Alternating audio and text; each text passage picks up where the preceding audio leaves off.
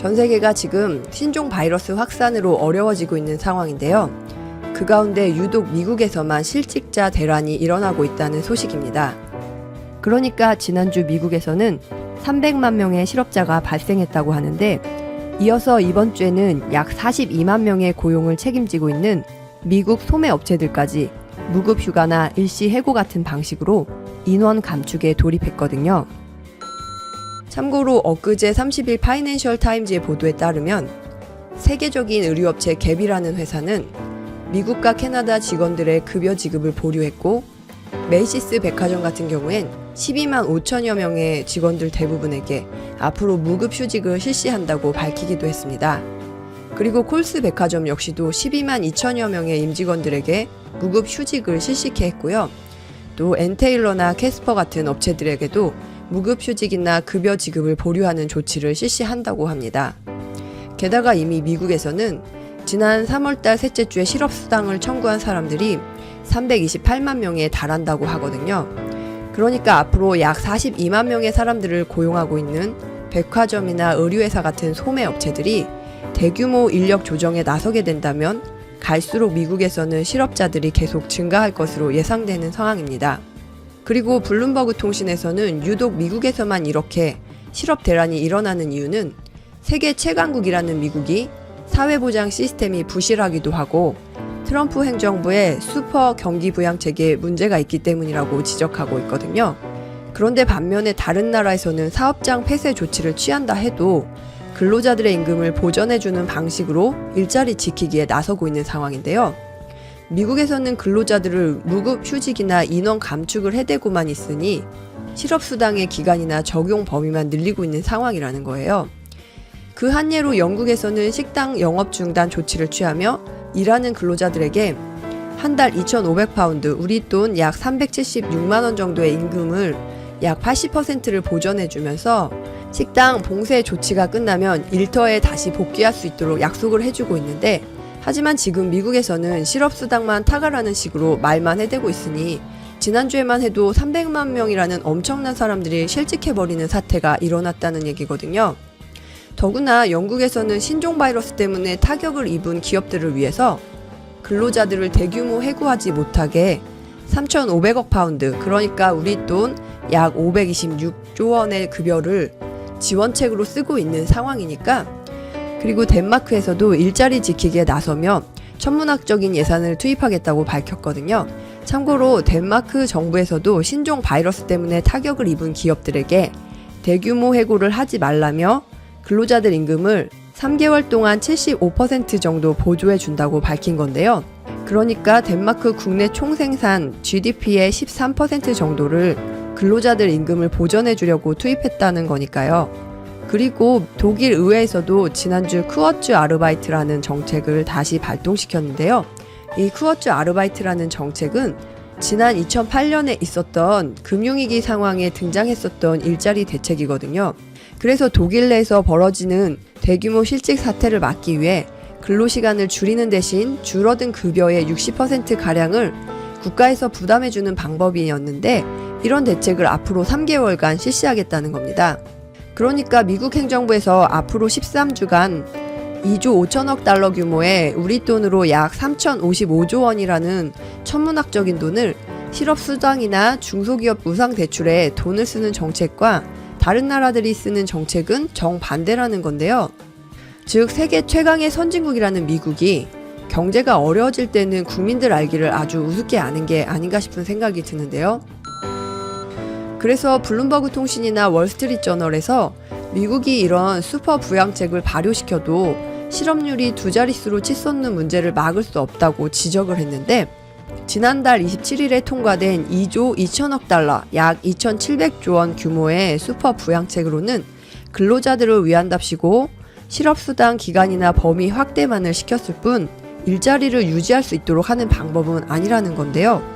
그래서 월스트리트저널에서는 또 미국이 4월 1일을 기점으로 실직자들의 대규모 디폴트, 그러니까 채무 불이행 사태가 일어날 수 있다며 모기지 상환이나 각종 공과금 신용카드 청구서들이 4월 1일까지 날아오기 때문에 미국의 레스토랑 산업은 지난 3월에 들어서 250억 달러, 약 30.5조 원의 손실이 발생했고 이번 주까지 모기지 상환액도 200억 달러, 약 25조 원에 달하게 되고 이렇게 미국 내 일자리가 계속 사라지게 된다면 실직자들이 버티는 데에도 한계가 있다고 경고하고 있는 상황입니다.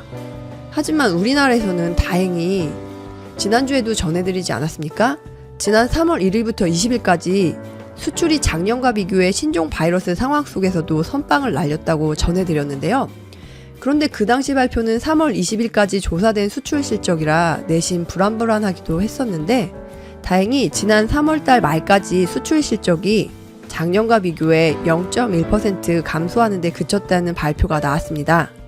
그러니까 신종 바이러스 사태가 전 세계적으로 확산되는 팬데믹 현상 때문에 우리나라 경제에도 많은 어려움이 예상되지 않았습니까?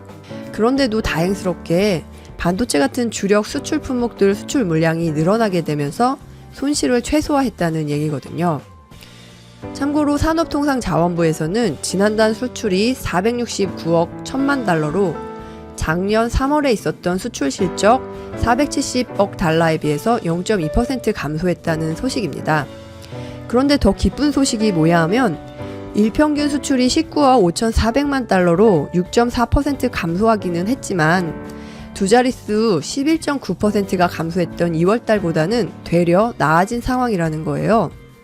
그러니까 신종 바이러스의 전 세계적인 확산 상황에 따라서 비대면 라이프 스타일, 재택근무, 온라인 교육 같은 열풍이 일게 되면서 저희 방송에서 전해드린 내용 그대로 반도체 IT 품목이 수출을 이끌었다는 거거든요. 그리고 바이러스와 관련된 소비재들이 수출 호조에 영향을 미친 상황이라고 하네요.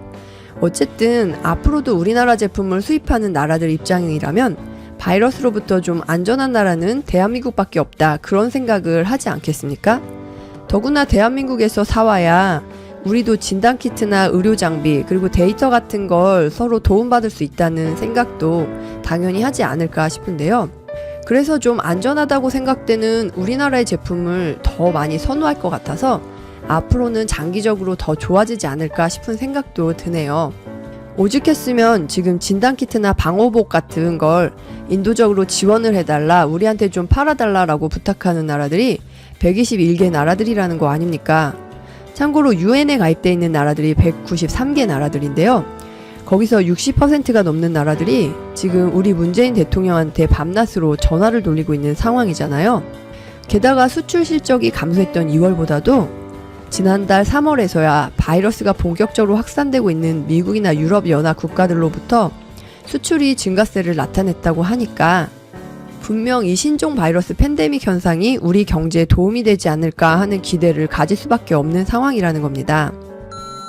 물론 좀 아쉬운 게 있다면 작년 7월 이후로 석유 제품은 33.8%, 석유화학 17.5%, 철강은 14.8%, 자동차 부품은 7.8% 등 이렇게 꾸준히 수출 물량이 증가하는 모습을 보였는데 단가가 떨어지다 보니 영향을 받고 있는 것 같은데요. 하지만 그래도 다른 선진국들과 비교해 물량이 13.1%나 증가를 해버리는 물량 기준으로만 따지면 17개월 만에 최고 수준이라고 하는데 수출액은 작년 동기와 비교해 0.2% 떨어진 이유가 단가 하락 때문에 영향을 받고 있는 거라고 하니까 그만큼 우리 대한민국 경제는 선방하고 있다는 거 아니겠습니까? 더구나 전 세계적으로 복지국가라고 알아주는 핀란드에서요. 우리 대한민국에 검체를 보내서 진단검사를 의뢰하겠다는 소식도 있거든요. 그러니까 핀란드 일간지 헬싱기 산업맛의 보도에 따르면 핀란드 최대 유통그룹인 캐스코 그리고 식품기업 파제르, 환경기술업체 엔스토 같은 핀란드 대기업 12곳에서 핀란드 현지의 사립병원 메히라이넨 병원을 통해서 임직원들의 검체 18,000여 개를 한국에 보낼 예정이라는 겁니다. 즉 핀란드 상황이 다른 유럽 국가들과 별 차이가 없으니 그만큼 바이러스에 감염된 사람들을 찾아내기 어려운 상황이니까 우리 대한민국에 직접 검체 분석을 의뢰하는 게 더 빠를 수 있다는 판단이라는 건데요. 그만큼 우리나라 진단검사 기술이 지금 세계적으로 인정받고 있다는 거 아니겠습니까? 더구나 검체를 증폭시켜서 확인하는 방식으로는 현재까지 우리나라 기술이 가장 정확도가 높다고 하는데요. 게다가 현재 괌에 정박 중인 미국의 주력 핵 항공모함 승무원 4,000명이 승선해 있는 시어도어 루스벨트 항공모함 안에도 적어도 100명의 승무원이 바이러스에 감염됐다는 로이터 통신의 보도가 나왔거든요. 그래서 승무원들을 빼버리고 감염된 사람들을 다수 격리시켜야 할 정도로 아주 심각한 상황이라고 하는데, 참 이러니까 독일 메르켈 총리 말처럼 이번 신종 바이러스 사태는 2차 대전 이후 가장 심각한 위기 상황이라는 거 아니겠습니까? 어제 전해드렸던 그대로 이대로 가다가 미국인들 220만 명이 사망할 수도 있고 2억 1,400명이 감염될 수 있고 전 세계인들 2%가 감염이 될 수 있다고 하면 정말 세계 경제가 앞으로 얼마나 어려워지게 될지, 그래서 하루라도 빨리 이 문제를 해결해 보려면 우리 대한민국과 손을 꽉 잡아야 되는 상황이 되고 있네요. 어찌되었든 대한민국은 문재인 보유국이다 라는 말이 괜히 있는 말은 아닌 것 같습니다. 지금처럼 세계보건기구 WHO가 있으나 마나 이런 세계적인 바이러스 팬데믹 상황에서도 우리 대한민국 정부가 이만큼 선빵을 날려주고 있으니 정말 대단하다, 대통령 잘 뽑았다, 이런 말을 안 할래야 안 할 수가 없네요. 추천 한번 정중히 부탁드리면서 들어가 보겠습니다. 자, 이 중소기업도 돈되는 라디오 멤버십 가입자분이 다른 구독자분들과 공유를 하고 싶다 해서 시작이 된 기업인데요. ELP라는 기업입니다. 스타크래프트 할 때 EMP죠. 그건 EMP. 아무튼 이 기업은 중소기업에 해당되는 기업으로서 중소기업을 응원한다 라는 차원에서도 그 재생 목록에도 넣어두면 좋을 것 같습니다. 가입에 관심이 있으신 분들은 뭐 고정 댓글 참조하시면 되고요. 자주 언급했으니까 이제 스킵하고 자 가보겠습니다. 우선 기업에 대해서 알려면 이 기업이 뭘로 돈을 버냐, 그러니까 뭐 하는 기업이냐 부터 봐야겠죠. ELP라는 기업은 디스플레이 검사 장비를 만드는 제조 회사입니다. 뭐 삼성 디스플레이, LG 디스플레이 이런 데서 뭐 LG는 OLED로의 지금 대전환 이미 양산 체제에 돌입을 했고 광저우에서도 곧 있으면 들어가죠. 그리고 삼성 디스플레이는 QD-OLED로의 대전환을 또 선언을 했고요. 물론 QD-OLED로의 어떤 LCD를 이제 내년부터 생산 안 하겠다, QD-OLED로 대전환하겠다라고 사활을 걸었다라고 발표한 거는, 이재용 부회장이 발표한 거는 뭐 이제 어제인가 이제 하루밖에 안 됐지만 QD-OLED로의 삼성이 방향성을 가지고 있다, 이거는 이미 돈되는 라디오에서도 뭐 1년 전부터 언급을 드렸던 부분이죠. 그로 인한 이제 검사 장비 수요를 받아먹고 크는 기업이다 라고 보시면 됩니다. 그럼 OLED 시장의 흐름은 어떠냐, 그거를 봐야겠죠. 결국에 이 기업이 잘 되려면 OLED가 많이 팔리고 QD-OLED가 많이 팔리고 그래가지고 뭐라고 해야 되죠? 수요가 많아져서 공급을 해야겠다. 그러면 장비를 발주해야겠네. 그러면 검사 장비도 장비 몇 개당 검사 장비 하나씩 또 발주해야지. 이러면서 이제 이 기업이 크는 거기 때문에 결국에 맨 전단에 있는 OLED 시장의 흐름을 볼 필요가 있습니다. 뭐 삼성이나 화웨이도 OLED 채택 스마트폰을 쓰고 애플도 요즘에 OLED에 집중을 하면서 삼성이 이제 LCD 전면 폐기를 처리한 그 이유도 결국에 이런 애플향 그런 발주 물량에 또 관점이 있는 거죠. 삼성으로 보면 최근 프리미엄 제품은 물론이고 중저가마저 OLED를 채택하고 있고요. 삼성뿐 아닙니다. 샤오미, 오포, 비보 뭐 중국 회사라고 저도 무시하긴 하지만 어쨌든 대부분이 디스플레이만큼은 OLED로 넘어오고 있다라고 보시면 됩니다. 즉 이 업체가 삼성 그리고 LG만을 타겟으로 하는 업체가 아니라 BOE, 뭐 GVO 아니면 CSOT 같은 중국 회사들도 타겟으로 보고 있다라는 점이 하나의 체크 포인트입니다. 그렇다고 OLED가 뭐 꾸준한 상승세를 보이는 산업이라기보단 반도체처럼 OLED도 똑같거든요. 사이클 산업으로 보시는 게 좋습니다. 즉 시장 수요를 예측해서 여러 기업이 투자를 하고 그러면 수요가 어느 정도 생길 것 같으니까, 뭐 예를 들자면 애플의 아이폰이 OLED로 많이 팔릴 것 같다.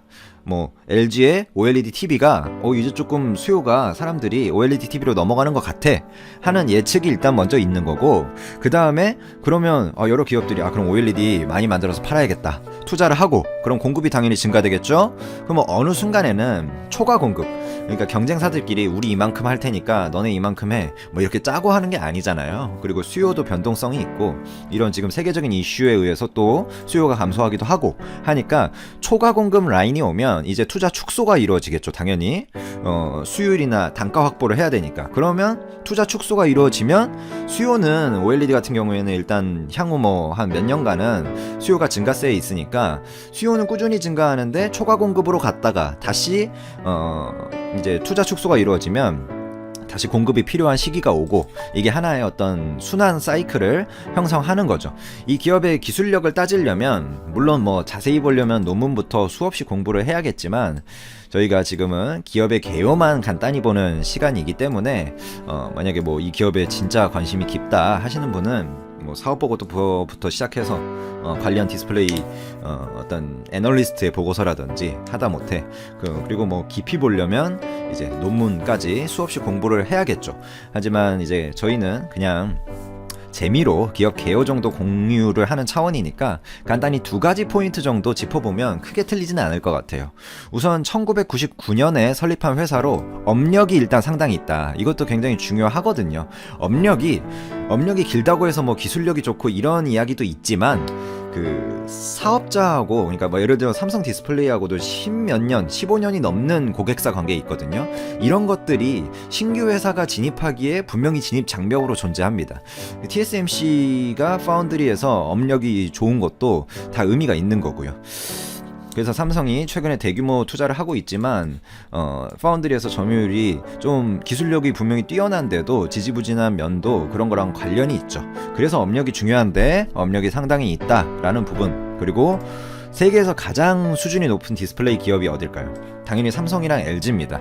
중국이 열심히 해주고 있지만 저가형 디스플레이에 그치고 있고 OLED 양산도 못하고 있고 지금 OLED 그나마 시제품 만든 것들 애플에 넘겼더니 품질 테스트 탈락이다. 중국의 1위 회사인 BOE마저도. 그러니까 삼성이랑 LG에 공급하는 회사가 결국에 가장 품질이 높은 것을 공급하는 건데 삼성이랑 LG의 핵심 검사 장비나 뭐 에이징 장비 등을 꾸준히 공급하고 있는 면을 보면 이 회사 상당히 괜찮다라고 볼 수 있고 물론 19년 실적은 박살이 났어요. 근데 큰 흐름을 봐야겠죠. 언제부터 봐야 될까요? 2008년부터 보죠. 아주 전부터, 한 12년 전부터. 얘네들 매출이 그때 한 18억 정도 됐거든요. 직원 수도 한 10명밖에 안 됐습니다. 10명에서 18억 벌면 대단하죠. 뭐 한 명이 막 1억 넘게 매출을 올린 건데 물론 영업이익은 아니지만 어쨌든 18년 매출 보면 500억, 뭐 19년 매출 봐도 뭐 300억대 중반이니까 뭐 300배, 500배의 매출 성장이 있었고 16년부터 그럼 매출만 성장하고 쿠팡처럼 영업이익은 적자를 찍었냐? 그것도 아니고 16년부터 영업이익률도 한 30%를 넘었고요. 올해는 작년에는 한 8% 선이었지만 이런 제조회사가 영업이익률 30%를 기록할 포텐셜을 가지고 있다. 그리고 그것이 역사적으로 증명이 된 사례가 있다라는 것은 굉장히 체크해 봐야 될 요소입니다. 영업이익률이 역사적으로 10년을 봤는데도 예를 들어 3%다 이러면 차라리 그냥 적금 드는 게 낫죠. 리스크를 감당하고도 이 사람의 매출 대비 영업이익률이 3%밖에 안 된다. 아니면 자기 자본 이익률이 2, 3%밖에 안 된다 하면 그 기업이 가지고 있는 자본에 대비해서 돈을 벌 수 있는 능력이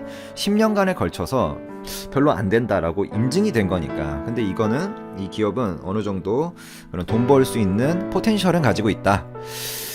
또한 이 기업이 왜 영업이익률이 높을 수 있냐의 관점에서 보면 이 산업 자체가 굉장히 정보 보안이 중요하거든요.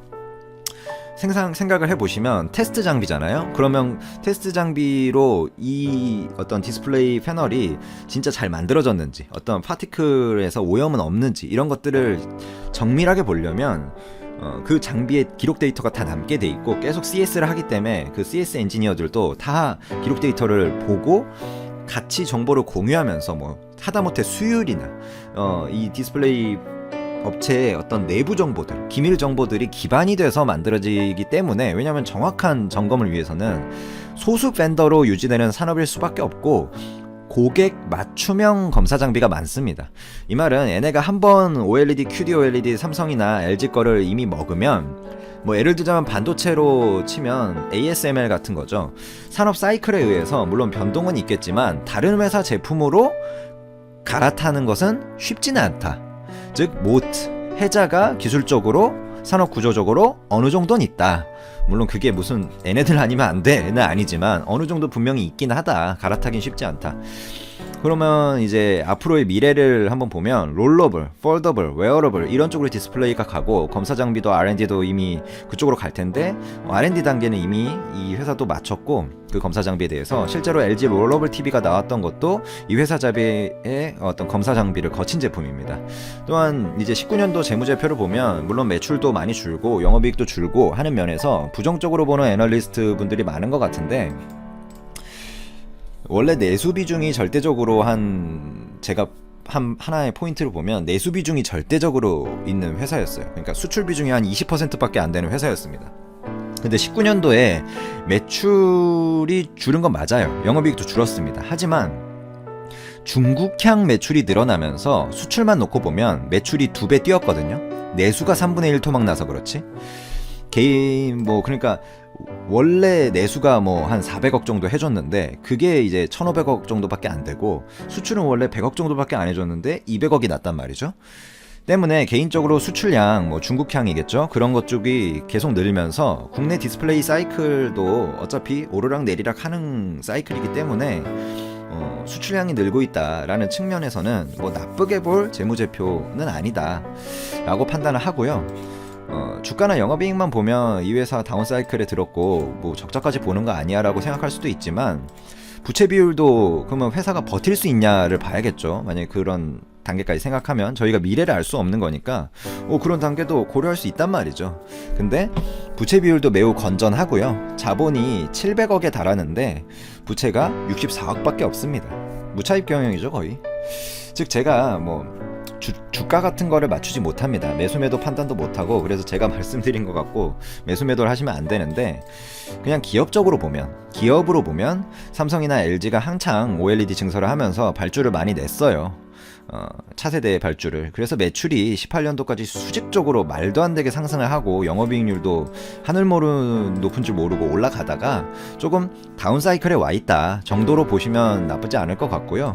사이클은 돌고 OLED 시장은 꾸준히 성장세에 있으니까 단기적으로 보면요 중기적으로 봐도 나쁘지는 않다. 물론 삼성이나 LG가 이제 중국에서 그럼 밀리면 어떻게 하냐 하기에는 중국 고객사도 GVO나 CSOT나 BOE나 다 납품 이력이 있기 때문에 나쁘지 않다라고 개인적으로 보고 있습니다.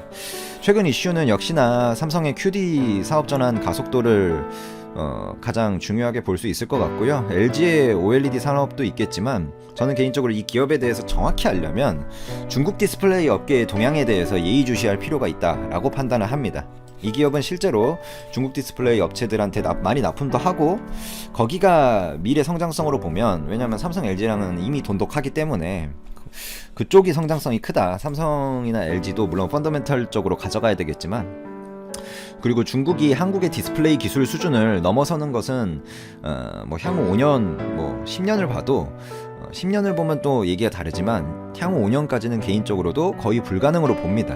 하지만 나름의 바운더리는 분명히 갖출 것이고 장기적으로 보면 애플도 공급처 다변화를 할 것이기 때문에 그에 따른 설비 투자 추이가 이 회사의 방향성을 결정할 것 같다. 근데 그 미래의 방향성은 예측할 수는 없다. 하지만 부채 비율이 워낙 낮고 회사가 탄탄하고 고객사도 있기 때문에 이 회사가 망하거나 이러지는 않을 것 같다 정도로 마무리를 하겠습니다. 자, 고정 댓글에도 적어뒀지만 혹시 자신의 어떤 관심 기업을 구독자분들과 나누고 싶으신 분들은